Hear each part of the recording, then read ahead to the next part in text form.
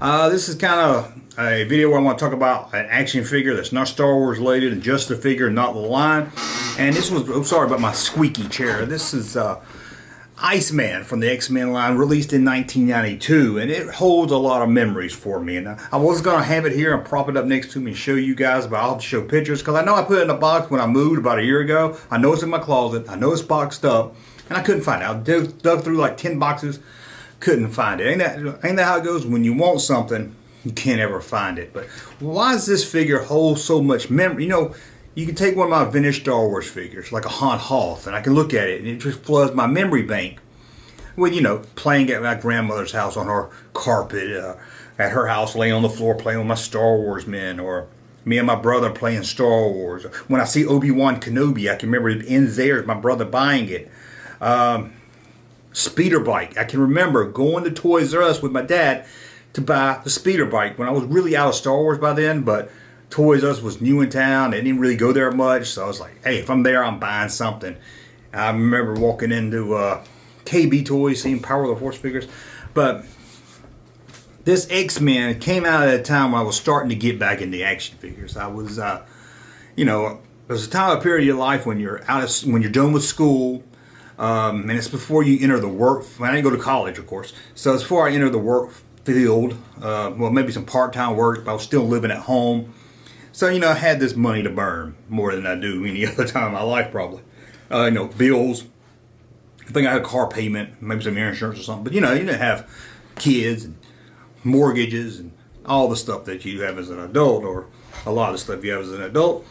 So I started getting into these figures again. I started buying the Batman animated series. That's probably the one that really pulled me in the new stuff. I was getting into the vintage stuff then, called the comic book store in my town had them. And I started trading online on Prodigy and American Online and stuff. But Iceman is the first one I remember that there was a big hoopla online at the comic book store, and everybody's like, I got to find this X-Men figure. He was hard to find. I remember on the news groups on the internet, he was going for about $50 to $75, which was crazy at that time. Now, some of the Batman animated series figures were rare, hard to find, but they weren't rare. They were just selling out pretty fast. They were hitting stores and selling out. Iceman, I believe, was one per case, and he was really, really hard to find. Now, luckily, around this same time, that summer, it was the summer of 90. Well, let me go back here. I'm trying to remember exactly here. Okay, I got to reframe my mind here because I read online this was released in 92, so it must have came out at the end of 92 or produced in 92, getting in stores in 93, because I can remember where I got this figure and I can remember everything about it, and it had to be 93. I know, because I graduated high school in 93. That's right, before you do the math, graduated at 20 years old, going on 21. Okay, I talked about it before. I failed second grade, I failed ninth grade, and I graduated actually from the 11th for having enough credits, but we won't get into all that.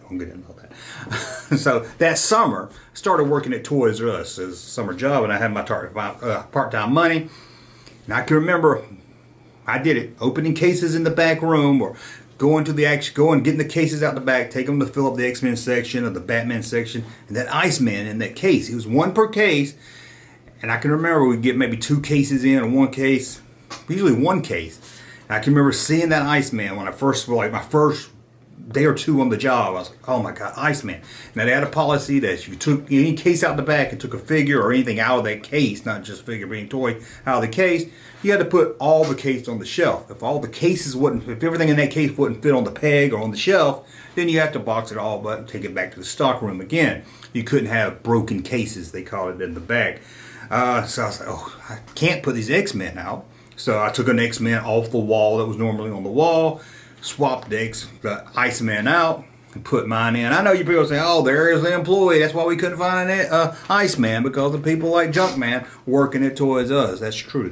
We'll get into that a little deeper. But remember, I was like, what am I going to do with this Iceman? I've been looking for, not to resell it, I just wanted it for myself. I love the figure. I always had this thing for clear figures. I always loved clear figures. In fact, they got an Iceman now in the Marvel Retro line. I really want it. I see it all the time at Walmart, and I keep putting it off. I'll do that until they don't have it anymore, then I'll get mad at myself. But this, you take the figure out of the box, you can put them in the freezer, and you can change colors. But anyway, I remember the X-Men row. I put him in the very back of the row. Hopefully, when I get off work, because we couldn't buy nothing while we were on the clock, so it was rough. So I waited all day. No one, luckily no collectors or no fans came in and dig through the pegs. So I was able to get that Iceman, finally. I can remember my buddy Russ, you know Russ, so we started hanging out around the same time, you know, and he was asking me, hey, give me an Iceman if you see one.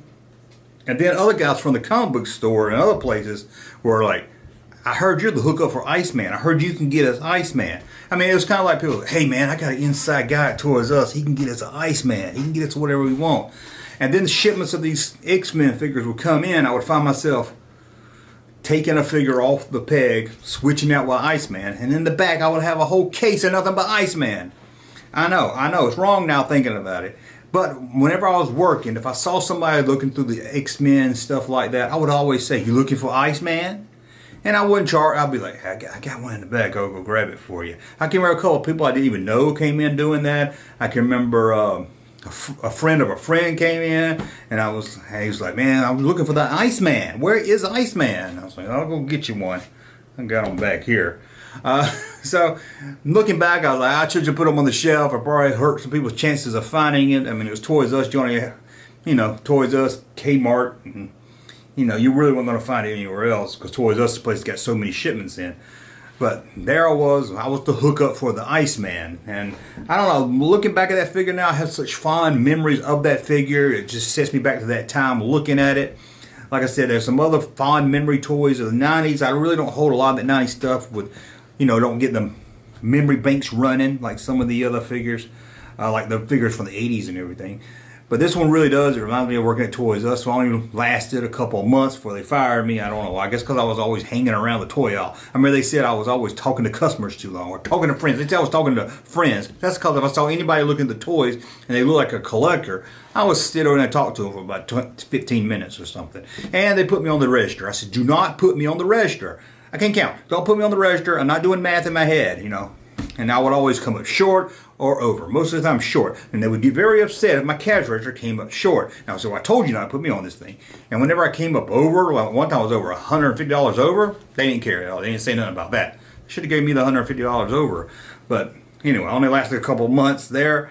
But I just have this fond memory of this X-Men figure. Now, I've talked about this story before, kind of, but I just wanted to bring it up in another video just so you guys can look at it and maybe hear some of your stories. Maybe this time period, this early 90s, maybe you were into the X-Men. Maybe you could never find X-Men because of people like me. And I know I hear it today. The employees are hiding everything where we can't get them. Which I don't think works as much as it did, at least at Toys R Us. Because I know Walmart and Target, they don't really keep stuff in the stock room. I mean, of course, an employee could hide something. And I'm sure a lot of them do. Especially now with eBay and everything, they can resell it. But now it comes in the truck, it goes out on the floor, and whoever's working that order is going to have to put it up. They order for the shelf now. It's very rare for something to be stocked like we did at Toys R Us anyway. Probably later in '93, probably later in the year, they shipped out more of them. They knew he was a popular item, but they changed it. They made him blue. It looked cool. I just didn't like it. I wanted the clear one. So the clear one's the cool one if you ask me. But they both look pretty good, but I like the clear one. Anyway, that's my Iceman story. Hope you enjoyed that. We'll talk again soon. Junkman channel popping though. Thank you, sir, for that unsolicited testimony.